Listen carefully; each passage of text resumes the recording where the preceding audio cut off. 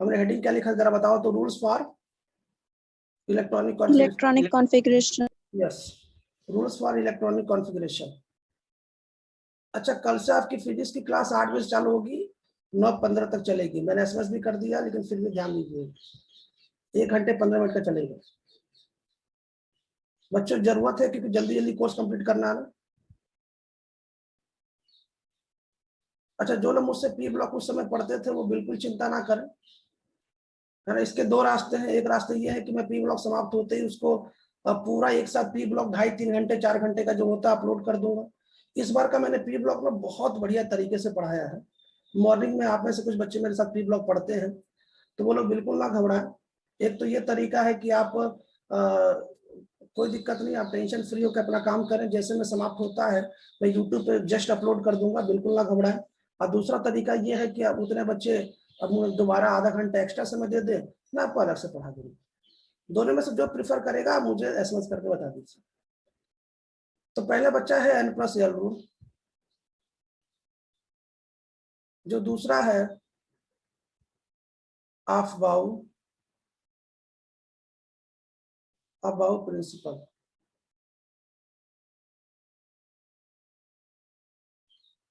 और बच्चों जो थर्ड है, जो तीसरा हम पढ़ाने जा रहे हैं, कुंड्स रूल, कुंड का नियम बोलते हैं इसको, कुंड्स रूल। और बच्चों जो फोर्थ वाला है वो पाउली का अपवर्जन नियम इसको हिंदी में बोलते हैं, पाउली एक्सक्लूजन प्रिंसिपल बोलते हैं, है ना, Pauli exclusion principle, Pauli exclusion principal.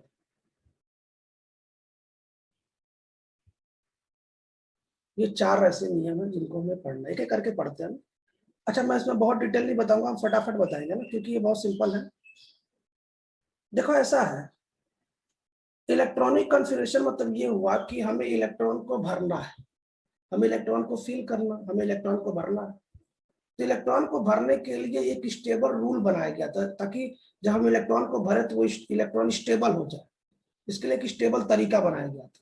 तो वो 4 तरीकों से स्टेबल बना सकते हैं।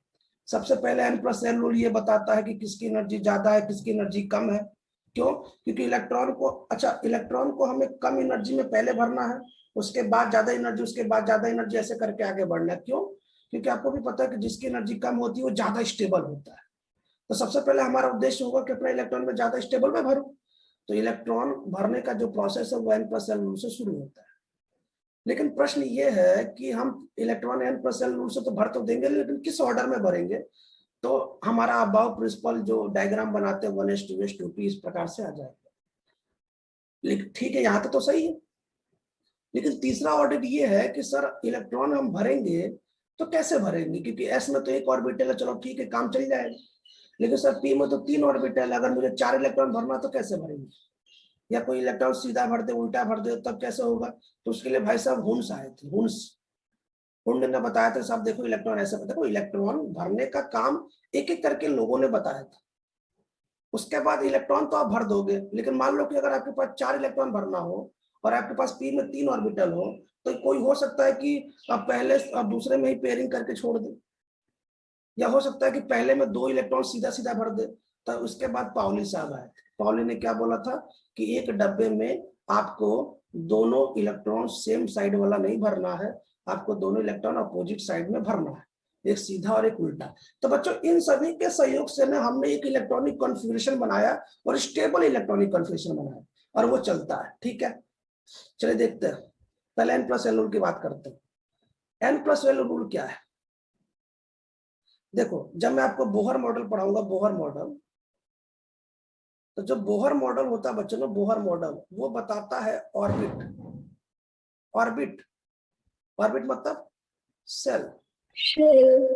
और ऑर्बिट की एनर्जी के बारे में बोहर मॉडल ने बताया था। आपको भी पता है इसकी जो फॉर्मूला होता है वो -10.6 n²/z ऐसा कुछ करके होता है। ठीक है, और जो ये जो ऑर्बिट है ना, और ये जो सेल है ना, इसकी जो एनर्जी है वो n पे डिपेंड करती है। ये बोहर ने बताया था, बोहर का मॉडल है। लेकिन बच्चों आज के समय में हमें पता है कि जो एनर्जी है ना वो n और l दोनों पे डिपेंड करती है। क्यों? क्योंकि यहाँ पे जो एनर्जी वो n+l रूल के अकॉर्डिंग बताएंगे। लेकिन पहले जब बोहर मॉडल में पढ़ते तो एनर्जी किससे बताते, केवल सेल पे बताते थे। अभी मैं बोहर मॉडल पढ़ाऊंगा, आपको फॉर्मूला याद भी होगा, थोड़ा थोड़ा आपको समझ में भी आ रहा हूँ क्या कह रहा हूँ, मैं डायरेक्ट मुद्दे की बात करता हूँ, तो जरा ध्यान से सुनना। क्या करो, कोई भी क्वेश्चन है पहले n प्लस एल जोड़ो, और जिसके लिए n प्लस एल की वैल्यू ज्यादा आएगी बच्चों उसमें उसमें एनर्जी उसकी ज्यादा होगा। सही है। जैसे मान लो कि एक क्वेश्चन हमारा 2s है और एक क्वेश्चन 3p है। बात समझ में? अच्छा, एक बात मैंने बताया था ना, इलेक्ट्रॉन सबसे पहले मिनिमम एनर्जी में भरते हैं, उसके बाद मैक्सिमम, उसके बाद ऐसे करके एनर्जी में भरते हैं, ये बता ना। अब मुझे बताओ, पहले n प्लस एल की बात करते हैं, n प्लस n और l की बात करते हैं। इसके लिए n की वैल्यू 2 है, इसके लिए n की वैल्यू 3 है, इसके लिए 0 है और इसके लिए 1 है। कल बताया था मैंने l की वैल्यू। अगर हम जोड़ देंगे n प्लस एल तो इसके लिए 2 आ जाएगा और उसके लिए 4 आ जाएगा। तो बच n प्लस एल की वैल्यू उसके लिए ज्यादा है, तो अगर मैं एनर्जी की बात करूं तो 3p की एनर्जी ज्यादा है। लेकिन अगर मैं पूछूं कि इलेक्ट्रॉन पहले किस में भरेंगे तो 2s में भरेंगे। क्यों? क्योंकि इलेक्ट्रॉन भरने का ऑर्डर क्या है, सबसे पहले कम एनर्जी में भरते हैं और उसके बाद हाई एनर्जी में भरते हैं। तो बच्चों ये n प्लस एल रूल का ये रूल नंबर फर्स्ट है। रूल नंबर फर्स्ट क्या है कि कोई भी अगर आपको सेट मिलता है तो सबसे पहले n प्लस एल निकालिए। n प्लस एल जिसका ज्यादा होगा उसकी एनर्जी ज्यादा होगी, उसमें इलेक्ट्रॉन बाद में भरा जाता है। ये n प्लस एल रूल का पहला नियम है। ठीक है। इसी का बच्चों दूसरा नियम ये है, आपको पता भी होगा कि अगर n प्लस एल की, मान लीजिए आपने n प्लस एल सॉल्व किया और उसकी वैल्यू सेम आ गई, इसकी वैल्यू क्या आ गई, सेम आ गई। तो अगर उसकी वैल्यू सेम आ गई बच्चों ना, तो देन आपको ना n करना है। क्या चेक करना है, स्मॉल n चेक करना है, आपको स्मॉल n चेक करें। सही है। अब इसमें क्या होगा, जिसके लिए n की वैल्यू ज्यादा आएगी बच्चों ना, उसकी एनर्जी ज्यादा होती है, उसकी एनर्जी ज्यादा होती है। कैसे? एक क्वेश्चन सिंपल देख लीजिए, मान लीजिए आपके पास 4s है और आपके पास 3p है और आप इसके लिए n प्लस एल निकालना चाहते हैं, तो इसके लिए n 4 हो जाएगा, इसके लिए 3 हो जाएगा, ये 0 हो जाएगा, इसके लिए 1 हो जाएगा। अगर आप n प्लस एल चेक करेंगे तो बोलो कितना आ जाएगा, ये तो 4 ही रहेगा और ये भी 4 होगा। n प्लस एल की वैल्यू सेम आ गई ना, तो आपको किसको चेक करना, आपको n की वैल्यू चेक करनी है। n की वैल्यू इसकी ज्यादा है तो इसकी एनर्जी ज्यादा हो जाएगी। लेकिन बच्चों आपको एक बात और पता है कि जिसकी एनर्जी ज्यादा होती है बच्चों ना, जिसकी एनर्जी ज्यादा होती है उसकी स्टेबिलिटी उतनी ही कम होती है। सही है। तो जब भी कभी कोई पेपर, अच्छा मान लो अगर मैं ये आपके सामने मैंने 2 क्वेश्चन लिखा, अगर इस 2 क्वेश्चन में अगर मैं स्टेबिलिटी का ऑर्डर पूछता बच्चों तो उल्टा आता। ये जो ऑर्डर है ना, ये जो ऑर्डर है एनर्जी का ऑर्डर है। लेकिन अगर मैं इसी क्वेश्चन में पूछता स्टेबिलिटी का ऑर्डर बताओ, कौन ज्यादा स्टेबल होगा, तो आप इसका आंसर क्या देते? 3p ज्यादा स्टेबल है किससे, 4s से। हाँ, ये बात ध्यान रखिएगा। ये रहा n प्लस एल रूल। किसी को समझ में नहीं आया तो बता दो ताकि हम आगे बढ़े। सभी को n प्लस एल समझ में आ गया? बच्चों n प्लस एल रूल क्या होता है, n प्लस एल रूल में हम ये बताते हैं किसकी एनर्जी ज्यादा है किसकी एनर्जी कम है। क्यों? क्योंकि आपको इलेक्ट्रॉन को भरना है। इलेक्ट्रॉन कैसे भरते हैं, सबसे पहले कम एनर्जी में फिर ज्यादा ऐसे करके भरा जाता है। और n प्लस एल रूल हमको बताता है कि कैसे इलेक्ट्रॉन भरते हैं। फिलहाल इसकी स्क्रीनशॉट ले ताकि हम दूसरा बताएं जल्दी से।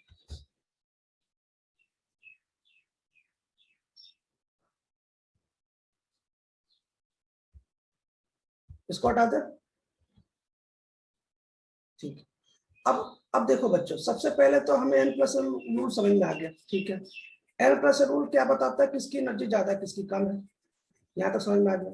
अब अब्बाऊ क्या कहता है बच्चों, अब्बाऊ ने ये बोला था ना कि देखो भैया अगर आपको इलेक्ट्रॉन भरना है तो n प्लस एल रूल के अकॉर्डिंग जिसकी एनर्जी कम आई है ना, आप पहले उसमें इलेक्ट्रॉन पहले भरो। आप हमारी बात एक बार फिर सुनो। पहला तो मैंने बता दिया, दूसरा बताने जा रहा हूं जिसका नाम है अब्बाऊ। अब्बाऊ प्रिंसिपल क्या कहता है, अब्बाऊ प्रिंसिपल ये कहता है कि भाई साहब जिसकी मैं यहाँ पे लिख देता हूँ, इसका मतलब क्या हुआ, अगर आपको इलेक्ट्रॉन फील करना, इलेक्ट्रॉन भरना है, ठीक है, तो इलेक्ट्रॉन सबसे पहले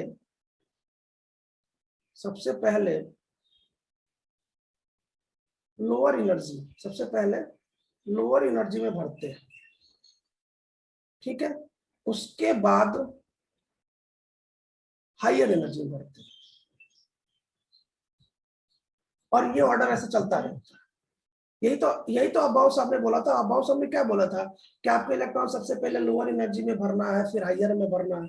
उसके लिए एक बड़ा सा ऑर्डर बनाया गया था, ऐसे करके देखो, ऐसे करके एक बड़ा, पहले 1s ऐसे लिखा गया था, फिर 2s ऐसे 2p लिखा गया था, क्यों, फिर ये 3s लिखा गया था, फिर 3p लिखा गया था, और sp-df लिखा गया था, फिर यहाँ पे s, यहाँ पे p, यहाँ पे d, और यहाँ पे f लिखा गया था, और ऐसे कट किया गया था, याद है।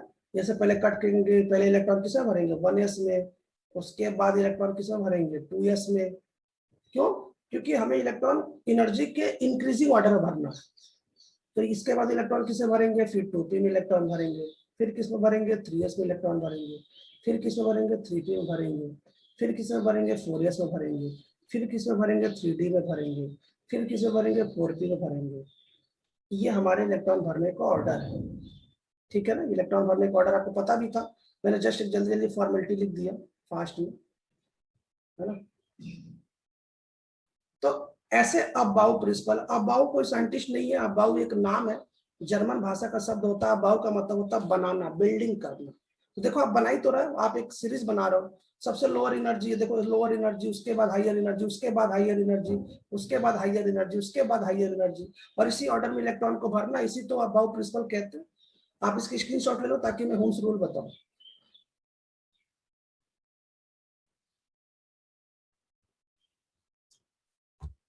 ठीक है बच्चों, हमें देखो, हमें बोर्ड में तो लिखना तो है नहीं, इसलिए मैं थोड़ा जल्दी जल्दी बता रहा हूँ ताकि आपका कंसेप्ट भी क्लियर हो जाए। और अगर कभी एग्जाम में बाई द वे इस प्रकार का आ भी जाए तो ऑप्शन पे टिक सही लगाता हूँ, इसको हटा रहा हूँ। अच्छा बच्चों, जो मैंने कल नोड पढ़ाया था ना, नोड, इस प्रकार की अगर मैं कोई भी चीजें पढ़ाया करूँ तो उसका गुजराती में जस्ट साइड में मीनिंग लिख लिया करो। क्यों, क्योंकि बच्चों नोड इंपॉर्टेंट है, पेपर में आता है, और जब आपको पेपर मिलेगा तो आपको दोनों लैंग्वेज मिलेगा, जिससे आपको सहायता हो जाए। नेट पर सर्च मार के गुजराती मीडियम साइड में लिख लिया करो, ठीक है। चलो आप बात करते हैं Hund's rule. Hund's rule, Hund's rule क्या कहता है, ध्यान सुनिएगा। होम्स रूल ये कहता है ना कि किसी ऑर्बिटल में, किसी ऑर्बिटल में, किसी ऑर्बिटल में, होम्स रूल क्या कहता है, किसी ऑर्बिटल में इलेक्ट्रॉन एक एक करके भरेंगे, एक एक फिल करते हैं, एक एक करके फिल करते हैं,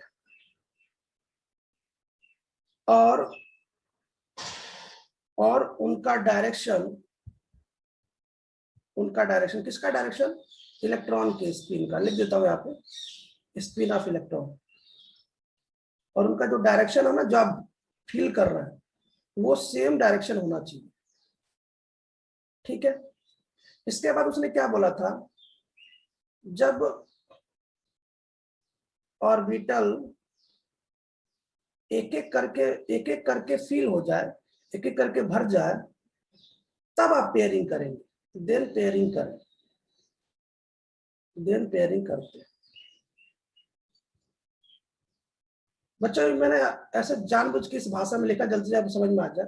बाकी तो इसको हिंदी में बोलते हैं कि किसी भी ऑर्बिटल में इलेक्ट्रॉन की संख्या मैक्सिमम होगी, और उसमें एक एक करके इलेक्ट्रॉन भरते हैं, और जब पूरा इलेक्ट्रॉन फिल हो जाए, ऑर्बिटल फिल हो जाए, सॉरी, तब जाके इलेक्ट्रॉन की पेयरिंग करते हैं। खैर हमें इतना डिफिनेशन नहीं जाननी है, हम बात की बात करते हैं। देखो जरा, अगर मैं बात करूं बच्चे, जैसे मान लो कि हमारे पास पी ऑर्बिटल है,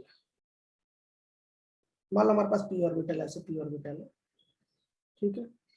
अब पी ऑर्बिटल मान लो बच्चा हमारे पास 2 इलेक्ट्रॉन है, तो हुंड ये कहता है कि आपको 2 इलेक्ट्रॉन ऐसा नहीं भरना है। हुंड ये कहता है कि पहले आप क्या करो ना, पहले जितना हो सके ना, जितना हो सके एक एक इलेक्ट्रॉन करके भरो, एक एक ऐसे, ठीक है। अच्छा, आपने जो इलेक्ट्रॉन जो भरा ना, वो सीधा डायरेक्शन में भरा है, तो ये सही है। लेकिन अगर मान लो कोई स्टूडेंट ऐसे भरता हो, ऐसे मान लो कोई स्टूडेंट ऐसे भरता हो, मान लो कोई बोल रहा नहीं सर मैं उल्टा भरूंगा, तो अगर आप उल्टा भरेंगे तो सभी में उल्टा पहले भरिए। क्यों, देखो हुंड ने ये नहीं बोला था कि आप सीधा इलेक्ट्रॉन भरे कि उल्टा इलेक्ट्रॉन भरे।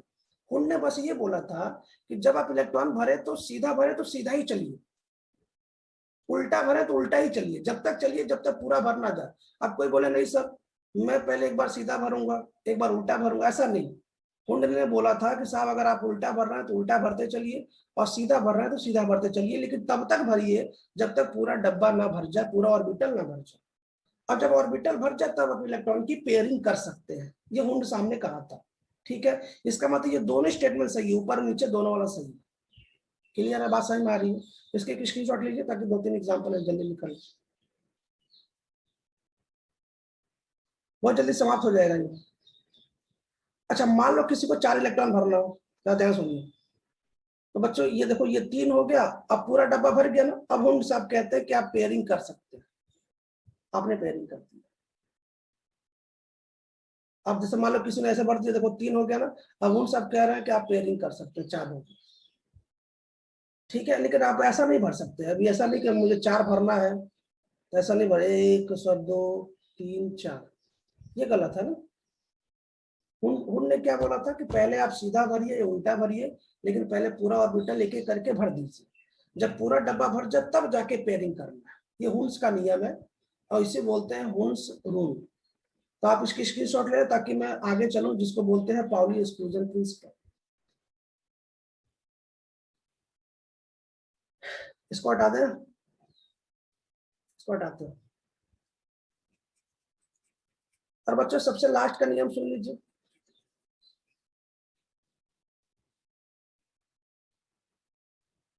सबसे लास्ट का नियम ये है ना कि पाउली साहब ने क्या बोला था, देखो। पाउली साहब ने ये बोला था ना, किसी ऑर्बिटल में ना, किसी ऑर्बिटल में ना सेम स्पिन के 2 इलेक्ट्रॉन आप नहीं भर सकते। किसी ऑर्बिटल में जो ऑर्बिटल भरेंगे वो 2 भरेंगे, लेकिन अपोजिट स्पिन के होने चाहिए। अपोजिट स्पिन को होने चाहिए का मतलब क्या हुआ? इसका मतलब ये हुआ कि अगर आप इसका क्वांटम नंबर लिखते हो और इसके क्वांटम, आपको पता नहीं इलेक्ट्रॉन के लिए 4 क्वांटम नंबर की वैल्यू लिखते हैं। इतना मेरी बात ध्यान, मैं बताता हूँ। तो पाउली साहब ने क्या बोला था कि इन दोनों इलेक्ट्रॉन के लिए, इन दोनों इलेक्ट्रॉन के लिए चारों क्वांटम नंबर्स की वैल्यू, चारों क्वांटम नंबर्स की वैल्यू सेम नहीं हो सकती। सेम नहीं हो सकती। अच्छा, सेम नहीं हो सकती का मतलब एक बात तो कंफर्म हो गया। सेम नहीं हो सकती इसका मतलब क्या हुआ? इसका मतलब ये हुआ कि एक डब्बे में आपको 2 इलेक्ट्रॉन भरना, लेकिन वो सीधा और उल्टा, मतलब दोनों इलेक्ट्रॉन की डायरेक्शन अपोजिट होना चाहिए, उल्टा होना चाहिए। देखो अगर आपने यहाँ पे सीधा भरा, दूसरा उल्टा भर दिया, है ना? बात समझ में आ रही है? एक डब्बे में इलेक्ट्रॉन जो भरेंगे उनकी डायरेक्शन हमेशा अपोजिट ही होना चाहिए, कभी वो सेम डायरेक्शन में नहीं होना चाहिए, है ना? और मैंने क्लास में क्या लिखवाया, ध्यान सुनो, मैंने क्या लिखवाया था? किसी एटम के 2 इलेक्ट्रॉन के लिए चारों क्वांटम नंबर की वैल्यू सेम नहीं हो सकती। कैसे? आप हीलियम ले लीजिए, एक एटम है, इसमें 2 इलेक्ट्रॉन है, आप इसका 1s2 ले लीजिए। अब इसमें 2 इलेक्ट्रॉन है, 2 इलेक्ट्रॉन ऐसे भर लो। अब इन ये पहला इलेक्ट्रॉन ले लो इधर साइड वाला, और इधर दूसरा इलेक्ट्रॉन ले लो। और बच्चों इसके लिए चारों क्वांटम नंबर की वैल्यू लिख दो, n की, l की, m की, s की, चलो लिख दो। इसके लिए n की वैल्यू कितनी आएगी? 1। इसके लिए भी कितना आएगा? 1। इसके लिए l की वैल्यू 0, इसके लिए भी 0 आएगा। इसके लिए m की वैल्यू 0, इसके भी 0 आएगा। लेकिन बच्चों इलेक्ट्रॉन तो दोनों में अलग अलग है ना, एक सीधा और एक उल्टा। इसका मतलब यदि आपने पहले को प्लस हाफ लिया तो बच्चों दूसरे का तो माइनस हाफ तो कंफर्म आने वाला है। तो बात घूम फिर के यही होगी ना कि एक ऑर्बिटल में आप 2 इलेक्ट्रॉन जो भरेंगे उसकी डायरेक्शन सेम नहीं हो सकता, आपको अपोजिट ही भरना। ये हुंड साहब ने ही बोला, सॉरी ये पाउली साहब ने बोला था। बात समझ में आ गई? क्लियर है? अच्छा, इसमें मैंने बहुत से आपकी बातें लिखा रखी है पाउली में, आपके नोट्स में, कि एस में मैक्सिमम 2 इलेक्ट्रॉन होते हैं, ये पाउली ने बोला था। पी में मैक्सिमम 6 इलेक्ट्रॉन होते हैं, ये पाउली ने बोला था। एक ऑर्बिटल में मैक्सिमम 2 इलेक्ट्रॉन हो सकते हैं, दोनों की अपोजिट डायरेक्शन हो सकती है, इसको भी पाउली ने ही बोला था। ये बातें ध्यान रखिएगा, इसकी स्क्रीनशॉट ले लीजिए। मैं कुछ क्वेश्चन लिखने जा रहा हूँ, मैं चाहता हूँ आप उसका आंसर बताइए। चलिए कुछ क्वेश्चन लिख के लिखने जा रहा हूँ, मुझे आंसर बताइए। इसको हटा रहे हैं, किसी कुछ पूछना है? ठीक। रुखसाना क्लास में है आप? हाँ समझ में आ रहा है? हाँ। ठीक है।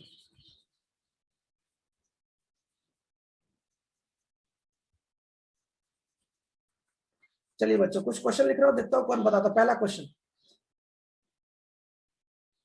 चलिए बताइएगा ना पहला क्वेश्चन क्या है, देखते हैं कौन बताता है।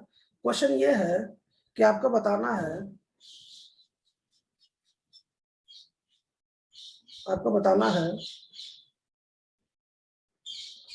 नंबर ऑफ ऑर्बिटल्स,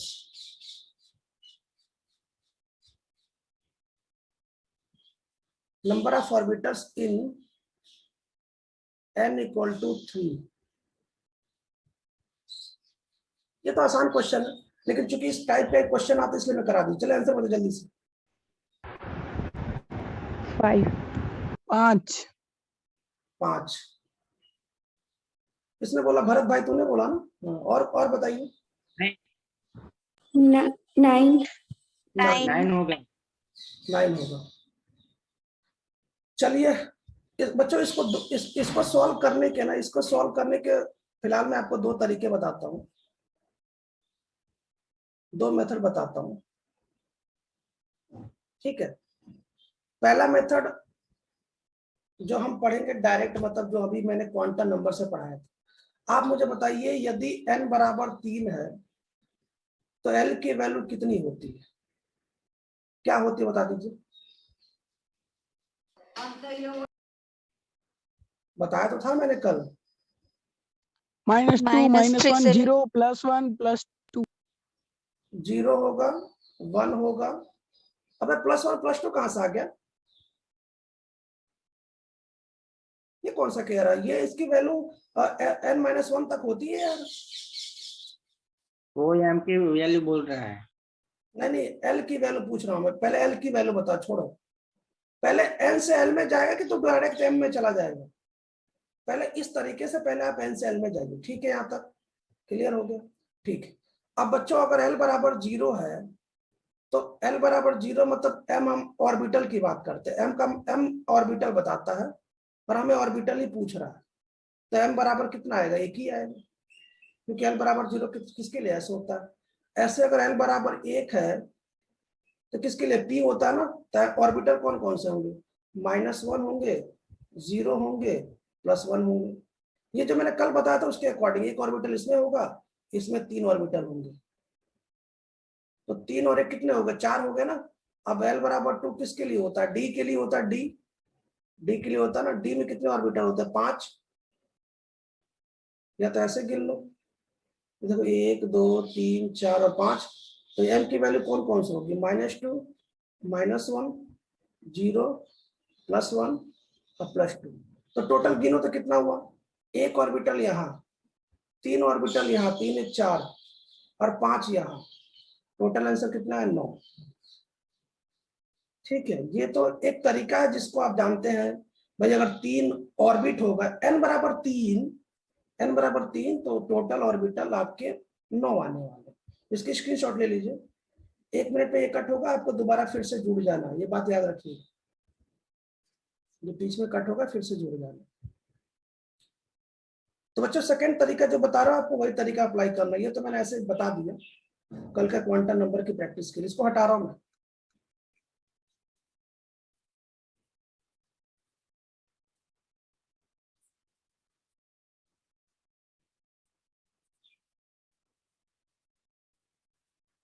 मैं क्वेश्चन लेके बैठा हूं देने के लिए। मैं कई दिन से दे नहीं रहा हूं, लेकिन आज प्रयास करूंगा।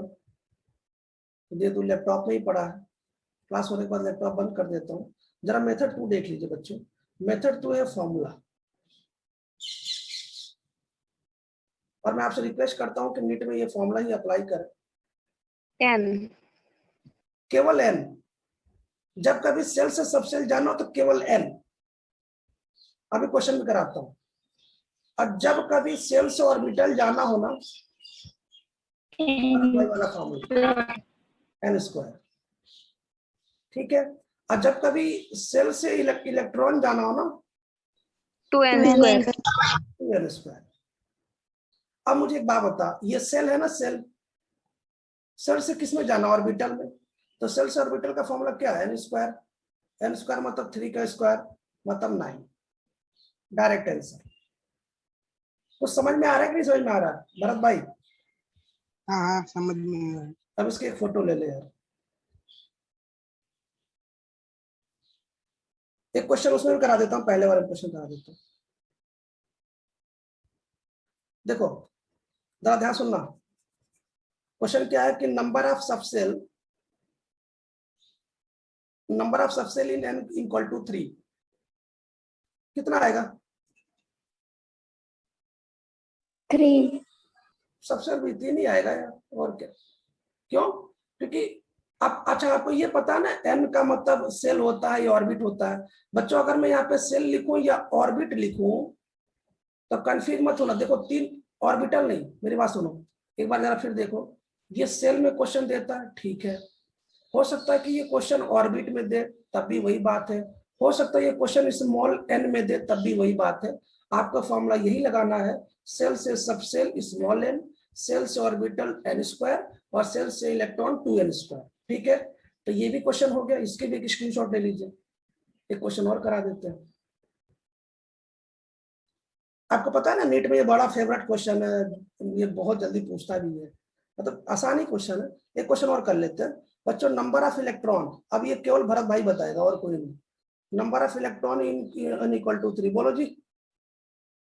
18. फॉर्मूला लगाएंगे 2n² और 2 इंटू और 18। इसकी भी एक स्क्रीनशॉट ले लीजिए।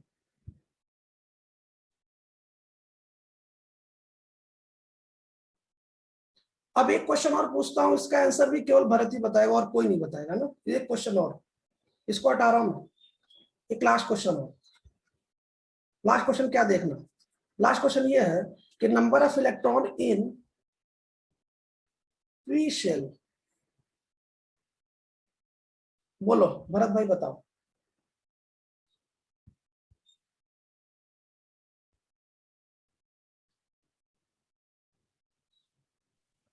6. बहुत बढ़िया, गुड। चल एक क्वेश्चन और, ये क्वेश्चन नंबर 1। एक क्वेश्चन और, ये भी क्वेश्चन ना, ये भी क्वेश्चन भरत भाई से ही। Number of electron in P subshell, ये भी भरत भाई से ही। बोल भाई।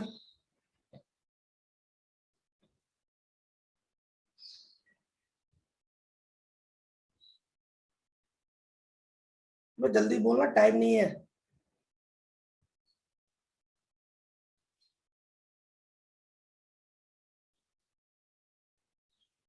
तो जल्दी से बोलो।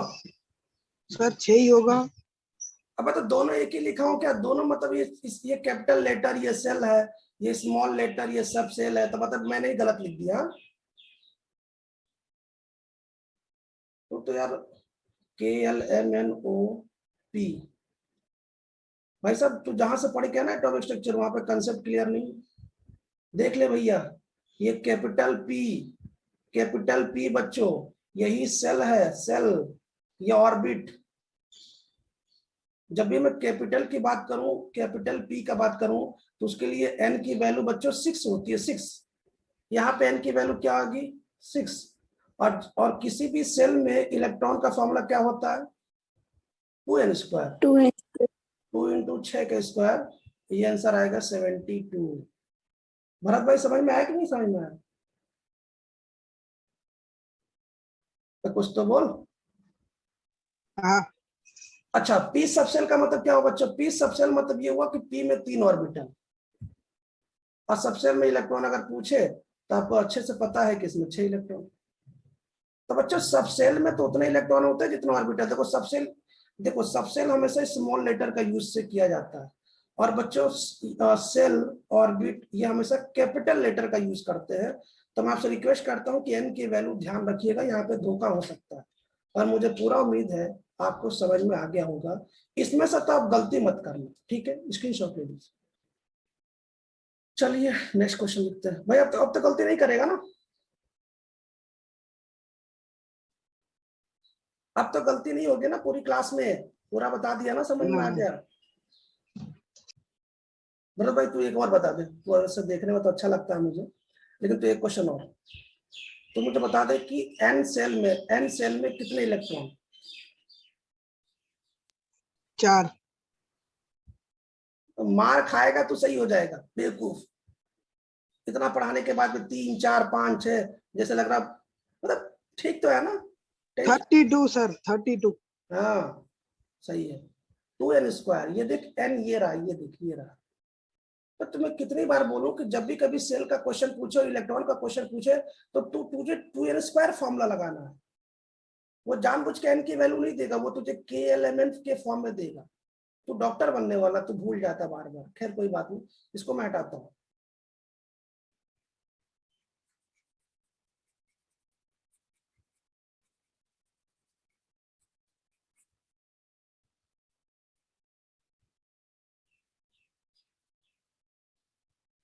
बच्चों कुछ क्वेश्चन कर लेते हैं, मैं आपको कुछ क्वेश्चन और दे देता हूं। मैं चाहता हूं आप उसका क्वेश्चन के आंसर बता दीजिए। n+l पे तो क्वेश्चन आप कर ही लेंगे। मैं थोड़ा 1-2 क्वेश्चन मैं हुंड पे बता देता हूं। मैं देखता हूं हुंड पे क्वेश्चन थोड़ा सा बच्चे गलती करते हैं कि क्वेश्चन करा देता हूं, और एक क्वांटम नंबर पे क्वेश्चन करा देता हूं, फिर आगे जल्दी से बढ़ते हैं, ठीक है? फिर याद है जहां से मैंने बोला था बेसिक टर्म से शुरू करना, basic term, Bohr model, spectrum, phase vector, जो भी है फटाफट वो शुरू करेंगे। मेरा क्वेश्चन देखो, क्वेश्चन क्या है? विच ऑफ द फॉलोइंग, बच्चों एक एक क्वेश्चन मैं सभी पे करा देता हूं, जिससे आप एग्जाम में जब बैठे तो आपको सिंपल लगे। Which of the following configuration, मतलब इसमें से कौन सा configuration, which of the following configuration, है ना, follows Hund's rule, Hund's rule, मतलब इसमें कौन सा कॉन्फ़िगरेशन हुन्स के रूल को फॉलो करता है?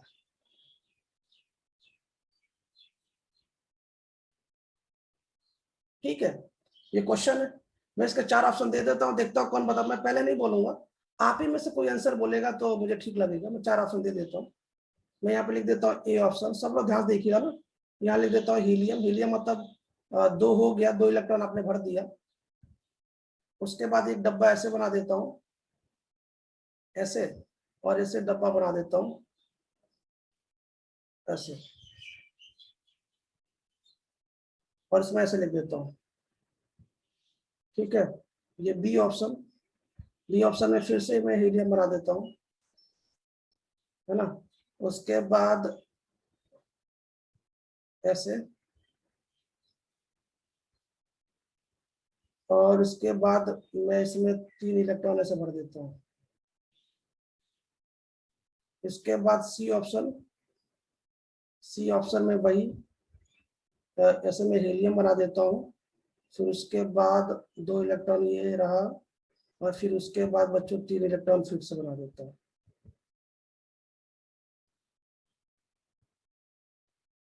और फिर जस्ट लास्ट में डी ऑप्शन, डी ऑप्शन में ये फिर से रहा हीलियम,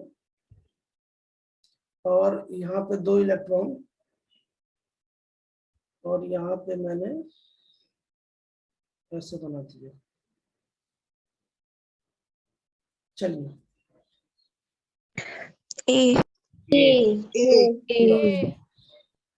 अच्छा, इस ऑप्शन में किसी को डाउट तो नहीं है ना कि और कोई भी ऑप्शन होना चाहिए? है तो पूछ लो। किसी को कोई डाउट है किसी ऑप्शन में मेरे से? अगर आपको चर्चा करनी है तो आप कर सकते हैं, ऐसा कि सर ये डाउट है, पूछ लो।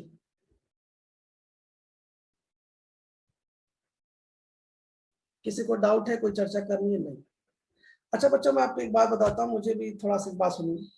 क्या ना कि मैं इसके पहले कभी बर्थडे सेलिब्रेट नहीं करता था, लेकिन चूंकि हमारे क्लास में गर्ल्स क्लास ऐसी क्लास है जो, देखो ऐसा है, अभी तक मैंने क्या देखा है ना कि अभी तक बच्चों, जिन बच्चों का सिलेक्शन हो गया ना जेई और नीट में, उनमें से केवल और केवल अभी भी गर्ल्स ही केवल और केवल मतलब पूछती है कि सर क्या चल रहा है, क्या नहीं चल रहा है। और वो स्कूल में बच्चों से, जो बच्चे 11th में, उनसे उनको मोटिवेट करने भी आती है, मतलब वही हाल चाल पूछती है। रियलिटी बताओ अभी तक। और बॉयज में से एक बॉयज भी आज तक किसी ने फोन नहीं किया। आप सोच लीजिए, जैसे ये आगे चल के आप लोग भी ऐसा होने वाला, मुझे पता है।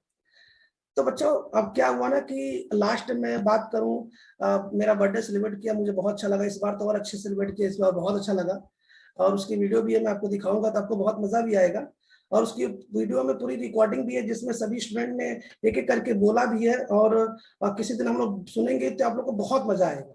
फिलहाल वो गर्ल्स क्लास के लिए है, तो जिस दिन सभी गर्ल्स क्लास एक साथ बोलेंगी तो वो वीडियो में चलाऊंगा, आप लोग लाइव देखिएगा तो आप लोग को बहुत अच्छा लगेगा। मैं लैपटॉप पे ऑन करूंगा और स्क्रीन शेयर करूंगा। खैर, तो बच्चों मैंने पिछले साल जब मेरा बर्थडे सेलिब्रेट हुआ ना, तो उसके दूसरे दिन बाद जनता कर्फ्यू हो गया और सीधे एक साल बाद स्कूल ओपन हुआ। इस बार फिर से स्कूल ओपन हुआ और उसके बाद फिर मेरा बर्थडे सेलिब्रेट किया गया, और जैसे सेलिब्रेट किया बच्चों उसके जस्ट 1-2 दिन बाद फिर से कोरोना आ चुका है और फिर स्कूल बंद हो गया। मतलब 2 बार मेरा बर्थडे सेलिब्रेट किया गर्ल्स बच्चों ने, और उसके बाद उनसे पूछिएगा आप कि फिर से इस कोरोना में फिर स्कूल बंद हो गया। इस बार मैं बच्चों से रिक्वेस्ट करूंगा कि प्लीज हमारा बर्थडे सेलिब्रेट ना करें, क्योंकि जब जब मेरा बर्थडे सेलिब्रेट होता है ना, इतनी खुशी हो जाती है ना कि करीब कोरोना टाइम में स्कूल ही बंद हो जाता है। और ये 2 साल से ऐसा लगातार हो रहा है और 2 साल से ही मनाया जा रहा है, तो ये बच्चों के लिए बहुत अच्छी बात है, खुशखबरी है। तो ऐसा हुआ इसलिए मैं आपको बता दिया, और 2 साल से वास्तव में ऐसा हो रहा है। इसमें क्लास में बहुत बच्चे जुड़े भी हैं गर्ल्स में, वो शायद मेरी बातें सुन के शायद वो मेरी बात समझ रही होंगी। अच्छा, आप लोग करीब आधे घंटे की रिकॉर्डिंग है, जब आप लोग स्टेज पे आके कुछ ना कुछ आप लोग बोले थे, तो वो जब रिकॉर्डिंग, अच्छा उसमें कई बच्चे रो भी रहे हैं, तो इसलिए मैं बॉयज को क्लास में एंट्री नहीं दूंगा, ताकि कुछ बच्चे गर्ल्स को रोते हुए देखेंगे तो तुम लोग मजा बाद में लोगे, तो ये सही भी नहीं है। अच्छा, कुछ आपके बी सेक्शन के भी कुछ गर्ल्स आए थे उस समय, मतलब जब बर्थडे सेलिब्रेट हुआ था, तो उसमें लगभग सभी बच्चे रो रहे हैं, और रो रहे हैं तो मैं जानबूझ के कैमरा दिखा रहा था। तो मैं बताऊं कि वो रोने की जो सीन है, इसलिए मैं बॉयज को एंट्री नहीं दूंगा, क्योंकि रोते हुए आप देखेंगे तो आपको बहुत मजा आएगा। मैं नहीं चाहता कि आप इसका मजा लें, ये गलत बात है। तो वो हम लोग क्या करेंगे ना, जिस दिन गर्ल्स लोग को ऐसा देखना होगा, मुझे आप एसएमएस करिएगा, मैं उस दिन आपको लिंक भेजूंगा, आप जुड़ जाइएगा और मैं आपको दिखा दूंगा, लेकिन केवल गर्ल्स, क्योंकि उसमें सबके सब रो रहे हैं ना, तो मैं नहीं चाहता कि आप बॉयज देखें और देखने के बाद आप लोग मजा लें। खैर, इसको हटाते हैं। इसकी स्क्रीनशॉट ले लिया सबने? हाँ सर। ठीक है। लेकिन एक बात हो रहा है कि मतलब हमारी क्लास की जो गर्ल्स है बहुत अच्छा रोती है, मतलब ठीक रोती है, मैंने देखा है, मतलब ठीक ठाक, मतलब सही रो लेती है।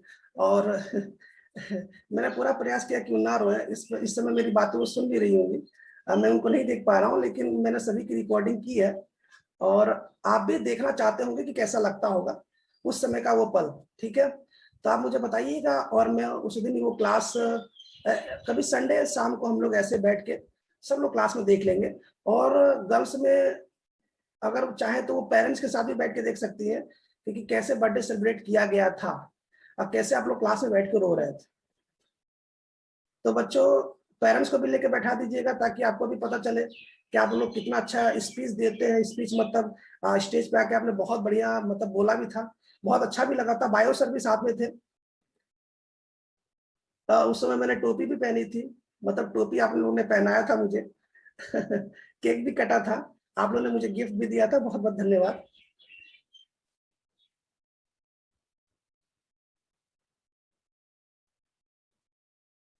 एक मिनट थोड़ा सा हैंग कर गया, हाँ ठीक है।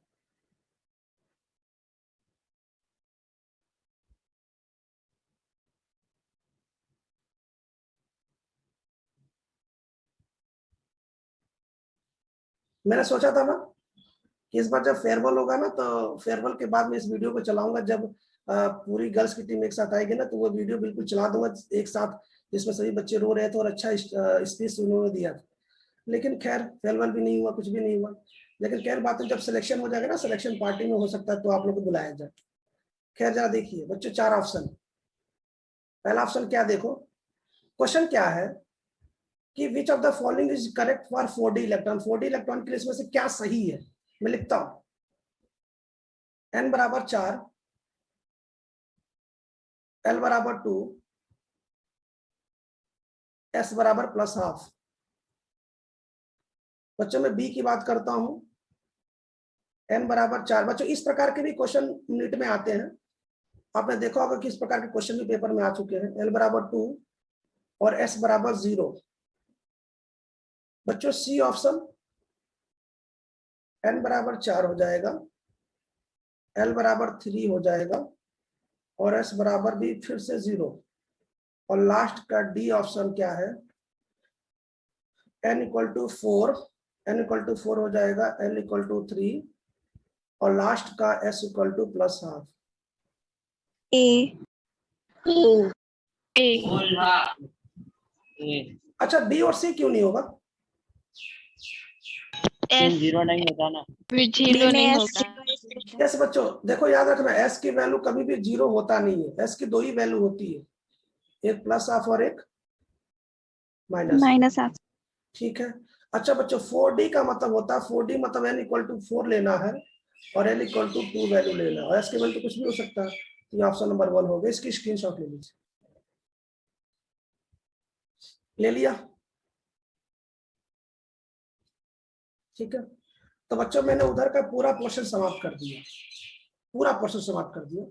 अब हमें बेसिक टर्म्स पढ़ने के करके, इसको हटा देते हैं। बेसिक टर्म्स पढ़ना ना,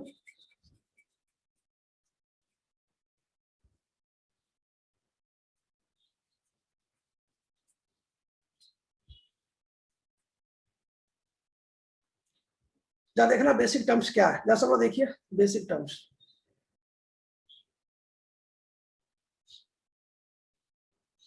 बेसिक टर्म्स मतलब जो शुरुआत में, एक एक करके बताता हूँ, आप चिंता ना करें, बहुत जल्दी समाप्त हो जाएगा। आप बस केवल सुनते रहिए और नोट करते रहिए। जब मैं स्क्रीनशॉट ले लीजिए, सॉरी, और तुरंत का तुरंत समाप्त हो जाएगा। देखिए सबसे पहले बेसिक टर्म्स जो पढ़ाते हैं उसका नाम है आइसोटोप्स। आइसोटोप जानते ही हैं, दो या दो से अधिक ऐसे एटम। याद करना बच्चों, इसमें क्या बात करते हैं? दो या दो से अधिक ऐसे एटम्स की बात करता हूँ ना, एटम्स की। दो या दो से अधिक, एक लिख देता हूं बस, दो या दो से अधिक ऐसे एटम्स। याद रखना इसमें एटम्स की बात होती है, एटम्स की। मतलब हम लोग जो भी बेसिक टर्म्स पढ़ने वाले उसमें शुरुआत में सब एटम्स की बात होगी। दो या दो से अधिक ऐसे एटम्स जिनके, जरा बता दो क्या होता है इसका डिफिनेशन? जिनके एटॉमिक नंबर क्या हो, बोलो। सेम। यस, जिनके एटॉमिक नंबर सेम हो, जिनके एटॉमिक नंबर सेम हो। लेकिन बच्चों अभी कुछ दिन पहले मैंने एटॉमिक मास सिखाया था, याद है? लेकिन जिनके एटॉमिक वेट डिफरेंट। हाँ, जिनके एटॉमिक वेट डिफरेंट हो, तो ऐसे एटम्स एक दूसरे के आइसोटोप्स कहलाते हैं।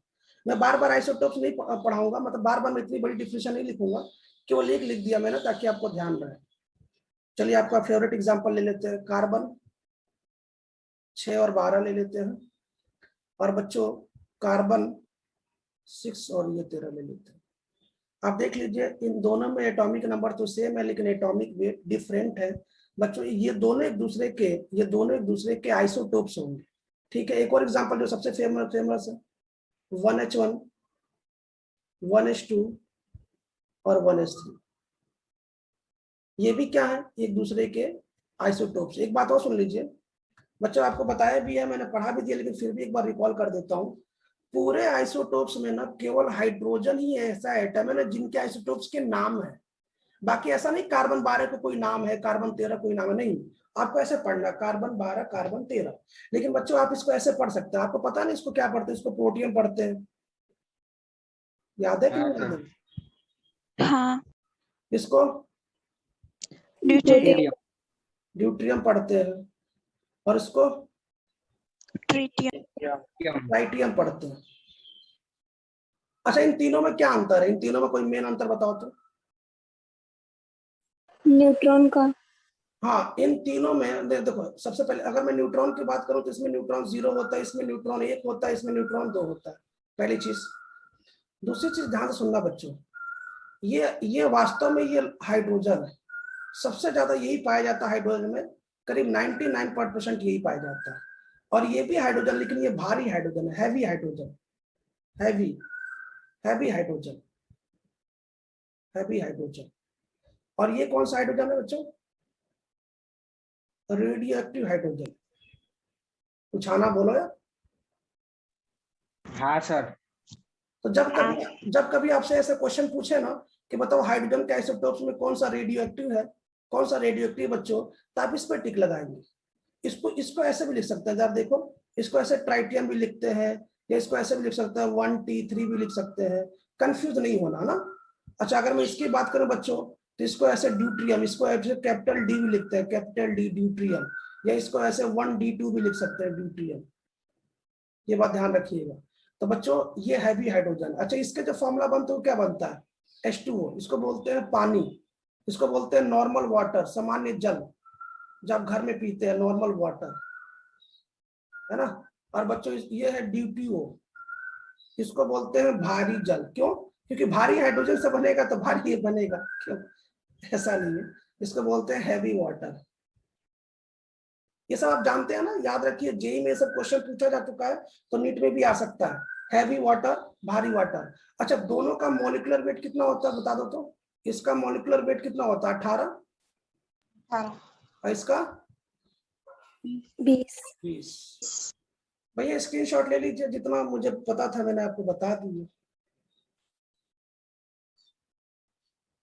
आइसोटोप समाप्त हो गए। चलिए फटाफट नेक्स्ट देखते हैं बच्चों, सेकंड देखते हैं, इसको हटा देते हैं। नेक्स्ट का नाम है आइसोबार। चलो बताओ आइसोबार किसे कहते हैं? एटॉमिक वेट सेम हो। यस, एटॉमिक नंबर क्या हो भैया, मैं यही लिख देता हूँ उल्टा सीधा ना, एटॉमिक नंबर डिफरेंट हो लेकिन एटॉमिक वेट सेम हो, बस। अच्छा बच्चों जितने भी टर्म्स है ना सब मैं बताऊंगा यहाँ पर, आप चिंता ना करें, केवल सुनते हैं बस याद रखें ना, क्योंकि उसमें से कुछ भी आ सकता है। तुरंत बता देता, अभी खत्म हो जाएगा, जल्दी से बता देता हूँ। तो मुझे इसका एग्जांपल बताओ, सब आपका फेवरेट एग्जांपल लेते हैं। मुझे बताओ अगर मैं यहाँ पे ले लूँ 1s3, तो क्या ये हाइड्रोजन का आइसोटोप जिसको ट्राइटियम कहते हैं, ये रेडियो एक्टिव होता है, बहुत कम मात्रा में पाया जाता है। और बच्चों हीलियम आपका फेवरेट, हीलियम 2 और 3, आप देख लीजिए, आप देख लीजिए। तो क्या ये दोनों एक दूसरे का आइसोटोप्स हैं? क्या ये एग्जांपल समझ में आ रहा है?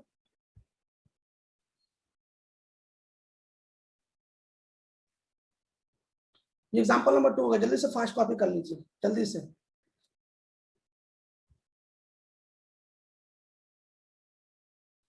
कर लिया कॉपी, हटा दो उसको। हाँ सर। ठीक बच्चों, जो तीसरा हेडिंग है ना, तीसरा हेडिंग आइसोटोन्स, जो तीसरा हेडिंग है आइसोटोन्स, आइसोटोन्स किसे कहते हैं, कोई बताएगा? अच्छा इस आइसोटोन्स का एक और नाम है। न्यूट्रॉन की संख्या सेम होगी। सही बोल रहा था यार, बहुत बढ़िया। इसको बच्चों आइसोन्यूट्रॉनिक, इसको आइसोन्यूट्रॉनिक भी बोलते हैं, इसको आइसोन्यूट्रॉनिक बोलते हैं। तो आइसोटोन से आइसोन्यूट्रॉनिक अभी पूछे समझ लेना कि जिसमें 2 या 2 से अधिक ऐसे एटम जिसमें नंबर ऑफ न्यूट्रॉन सेम है, न्यूट्रॉन की संख्या सेम है।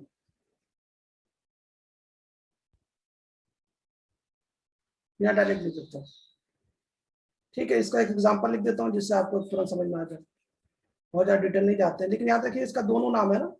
इसका जो एग्जांपल है वो मेरे पास है 1s3 और 2He4, हीलियम 2 और 4 और 3 दोनों मिलता है। चलिए बताइए, न्यूट्रॉन बताओ दोनों में सेम है कि नहीं? गलत लिखा, हाँ। सॉरी, इसको 4 लिखना चाहिए मुझे, ठीक। हाँ तो नंबर ऑफ न्यूट्रॉन सेम है ना दोनों में? हाँ सर। ठीक, इसकी भी स्क्रीनशॉट ले लीजिए जल्दी से। तो बच्चों 3 हो गया ना, थर्ड। अब फोर्थ बताने जा रहा हूँ। फोर्थ आपको पता ना, फोर्थ वाला जो बताने जा रहा हूँ वो भी पेपर में बहुत बार पूछा है। आपने सुना है आइसो इलेक्ट्रॉनिक क्वेश्चन कितनी बार पूछा पेपर में? तो बहुत समय नहीं लेंगे, डायरेक्ट लिखेंगे। आइसो इलेक्ट्रॉनिक का मतलब क्या हुआ, जिसमें इलेक्ट्रॉन क्या हो बच्चों, 2 या 2 से अधिक ऐसे एटम जिसमें इलेक्ट्रॉन क्या हो, बोलो, जिसमें इलेक्ट्रॉन सेम है। क्यों? और इसका बताने की जरूरत तो है नहीं, ये तो आप कर लोगे ना, इसको बताने की जरूरत नहीं है ना। कैसे? अगर आप सोडियम लेते हैं, सॉरी सोडियम प्लस लेते हैं और नियॉन लेते हैं, तो बच्चों ये दोनों एक दूसरे के ऐसे इलेक्ट्रॉनिक है कि नहीं है? क्यों ऐसे इलेक्ट्रॉनिक है? तो इसमें नंबर ऑफ इलेक्ट्रॉन सेम है। अगर मैं Mg+2 भी ले लूं तब भी ये भी हो सकता है। तो आइसो इलेक्ट्रॉनिक बस इसमें इलेक्ट्रॉन सेम है। इसमें बहुत सारे क्वेश्चन है, इसमें टाइम वेस्ट नहीं करते, आपसे हो जाएगा। चलिए इसकी स्क्रीनशॉट ले जल्दी से फास्ट। ये हो गया आइसो इलेक्ट्रॉनिक। इसके बाद का जो बताने जा रहा हूँ बहुत इंटरेस्टेड है बच्चा, उसमें बार बार भूल जाता है, मैं उसको लिख रहा हूँ, ध्यान सुनिएगा। अच्छा, क्या आपने आइसोडायफर्स का नाम सुना? मैंने पढ़ाया था, आपने सुना भी होगा। सुना आपको, आपने? हाँ। हाँ सर। किसे कहते हैं, कोई बताएगा? बोलो, आइसोडायफर्स किसे कहते हैं?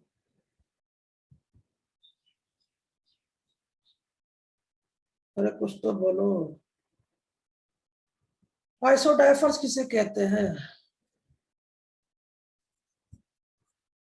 कोई बात नहीं, हम बता देते हैं, कोई बात नहीं। आप हमको ये बताओ, एटॉमिक नंबर को किससे रिप्रेजेंट किया जाता है? जेड। जेड से। और बच्चों, एटॉमिक नंबर हमेशा किसके बराबर होता है? हमेशा पूछ रहा हूं मैं, हमेशा मतलब आधी तरह कुछ भी आ जाता है, हमेशा किसके बराबर होता है? प्रोटॉन। प्रोटॉन के। प्रोटॉन के। प्रोटॉन का। और किसी के बराबर होता है?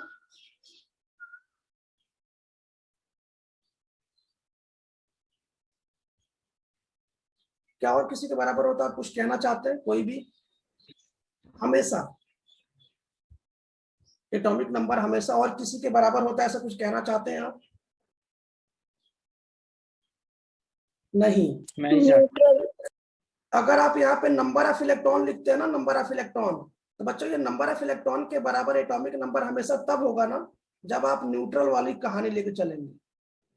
लेकिन मैंने तो आपको हमेशा बोला है ना, जब आप न्यूट्रल लेके चलेंगे बच्चों ना, तो उस न्यूट्रल के केस में एटॉमिक नंबर प्रोटॉन और इलेक्ट्रॉन दोनों के बराबर होता है, और ये हमेशा सही है। लेकिन बच्चों मान लो कि हम न्यूट्रल लेके ना चले, तो मान लो कि हम सोडियम प्लस ले लें। अब सोडियम प्लस का एटॉमिक नंबर तो 11 होता है, लेकिन बच्चों इलेक्ट्रॉन कितने हो जाएंगे? मात्र 10। तो बराबर नहीं हुए ना। तो याद रखिए, ये तीसरा वाला हमेशा सही नहीं है। लेकिन बच्चों प्रोटॉन तो हमेशा हमेशा एटॉमिक नंबर के बराबर ही होगा, चाहे आप प्लस ले या माइनस ले। ऐसा क्यों होगा? क्योंकि प्रोटॉन बच्चों न्यूक्लियस में पाया जाता है, और न्यूक्लियस एक ऐसी जगह है ना जहां पे आप कुछ भी करिए, न्यूक्लियस में तो कभी तबाही नहीं आती है, उसमें न्यूट्रॉन और प्रोटॉन उतने ही रहते हैं। खैर कोई बात नहीं, जरा ध्यान सुनिएगा बच्चों, हम आपको पढ़ाने जा रहे हैं आइसोडायफर्स किसे कहते हैं। देखो बच्चों, दो या दो से अधिक ऐसे एटम जिसमें नंबर ऑफ न्यूट्रॉन मतलब n और नंबर ऑफ प्रोटॉन, एक बार फिर सुनिए, नंबर ऑफ न्यूट्रॉन और नंबर ऑफ प्रोटॉन का माइनस, मतलब अगर इसको माइनस करें तो उनकी जो वैल्यू वो सेम आए। सर ये कौन सी बात हुई? देखो कौन सी बात हुई बच्चों, बोरान का 5 होता है और ये 11 होता है। कार्बन का 6 होता है, कार्बन में 13 लेके चल रहा हूँ। चलो सबसे पहले मुझे न्यूट्रॉन बताओ कितना आएगा, न्यूट्रॉन बताओ दोनों में, तो इसमें कितना आएगा जी? 1। 11 में से 6 गया, 5 गया, इसमें 6 आएगा। इसमें न्यूट्रॉन कितना आएगा? 7 और 6 13 आएंगे। ठीक है, ओके ओके। बच्चों जेड, जेड मतलब होता है प्रोटॉन। चलो बताओ प्रोटॉन कितना आएंगे? तो सर इसमें प्रोटॉन आएंगे 5 और इसमें प्रोटॉन आएंगे 6। ठीक है। अब बच्चों न्यूट्रॉन और जेड का माइनस करो, neutron minus number of Z मतलब प्रोटॉन, इसमें कितना आएंगे? 1, और इसके भी कितना आएंगे? 1। मुझे अब बता दो, क्या बोरान और कार्बन एक दूसरे के आइसोडायफर्स है कि नहीं? हाँ। हाँ सर। एक बार फिर सुन लो, आइसोडायफर्स इंपॉर्टेंट है बच्चों, बार बार स्टूडेंट भूल जाता है। कैसे भूल जाता है? एक बार फिर सुन लीजिए, दो या दो से अधिक ऐसे एटम जिसमें नंबर ऑफ न्यूट्रॉन और नंबर ऑफ प्रोटॉन का जो माइनस है वो वैल्यू सेम होनी चाहिए। ठीक है, इसकी एक स्क्रीनशॉट ले लो जल्दी से। बच्चों एक और बता देता हूँ लास्ट, ताकि समाप्त हो जाए। ये 6 नंबर है, बेसिक टर्म समाप्त हो गया। 6 नंबर में मैं बताना चाहता हूँ, क्या आपने आइसोस्टर्स का नाम सुना? आइसोस्टर्स, हाँ। आइसोस्टर्स किसे कहते हैं बच्चों? आइसोस्टर्स में ना मॉलिक्यूल की बात करते हैं, ये बात ध्यान रखिएगा। बाकी सब में एटम की बात करते थे, इसमें मॉलिक्यूल आ जाएगा, केवल इसमें मॉलिक्यूल आता है। दो या दो से अधिक ऐसे मॉलिक्यूल, क्या होगा आगे वो मुझे आप बताइए। चलिए आइसोस्टर्स बताइए जल्दी से, फास्ट।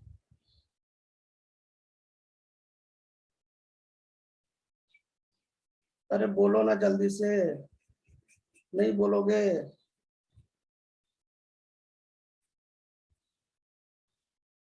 चलो कलर चेंज कर लेते। देखो आइसोस्टर्स में बच्चों मॉलिक्यूल पूछता है, ध्यान सुनना बच्चों, इसमें नंबर ऑफ एटम्स और नंबर ऑफ इलेक्ट्रॉन, एक बार फिर सुन लीजिए, 2 या 2 से अधिक ऐसे मॉलिक्यूल जिसमें नंबर ऑफ एटम और नंबर ऑफ मॉलिक्यूल, बच्चों ये दोनों सेम होना चाहिए, ये दोनों सेम होना चाहिए। एक बार फिर देख लेते हैं यार, इसमें किसी का फोन आ गया, कट गया, कोई बात नहीं, मैं फिर मुद्दे पे आ जाता हूँ।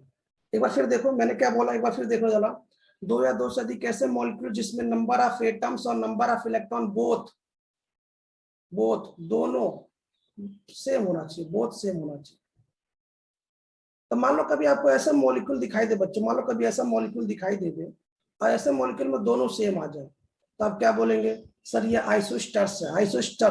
सर इसका एक एग्जांपल बता दो। देखो आपको एक फॉर एग्जांपल लेते हैं CO2 और एक लेते हैं N2O। चलो बताओ, पहले नंबर ऑफ एटम बताओ, नंबर ऑफ एटम दोनों में गिनो कितना है? 3 3 है। चलो दोनों में नंबर ऑफ इलेक्ट्रॉन बताओ जल्दी से, फास्ट बोलो भाई। 72 92 कितना आएगा, मैं सुन नहीं पा रहा, एक बार फिर बोलिए तो भैया। इसमें तो कार्बन में कितने होते हैं? कार्बन में 6 होते हैं, 22 ऑक्सीजन में होते हैं 8 गुना 16, 16 6 22 ही तो हमको दिख रहे हैं भाई, हमको तो 22 दिख रहे हैं। क्या मैं गलत देख पा रहा हूँ? भैया हमको इलेक्ट्रॉन गिनना है, इलेक्ट्रॉन एटॉमिक नंबर के बराबर होता है, और एटॉमिक नंबर कार्बन का 6 ही होता है, ऑक्सीजन का 8 ही होता है, और 8 में 2 का मल्टीप्लाई करेंगे 16। इलेक्ट्रॉन गिनना नहीं आता तुम लोग को? अच्छा नाइट्रोजन में गिन के बता दो, चलो भूल चुक माफ। नाइट्रोजन बताओ, 7 गुणे 2 8, कितना आएगा? 22 तो बच्चों बताओ, क्या ये दोनों एक दूसरे के आइसोस्टर्स होंगे कि नहीं होंगे? होंगे। तो बच्चों हमने आपको बेसिक टर्म समाप्त कर दिया, और ये देखो बेसिक टर्म कितना जल्दी समाप्त हो गया। तो मुझे पूरा उम्मीद है कि आपको यहाँ तक बहुत मजा आया होगा, और कल का इंतजार करिए। कल हम लोग पढ़ेंगे, क्या पढ़ेंगे सुन लो, कल हम लोग पढ़ेंगे electromagnetic wave, Planck's quantum theory, थोड़ा पढ़ेंगे, और लेकिन मेन मुद्दा हमारा है कल बोहर मॉडल। याद रखिए, मैं कल बोहर मॉडल पूरा बता दूंगा न्यूमेरिकल के साथ, और उसके बाद बोहर मॉडल। अच्छा कल बोहर मॉडल पढ़ के बैठिएगा, ठीक है?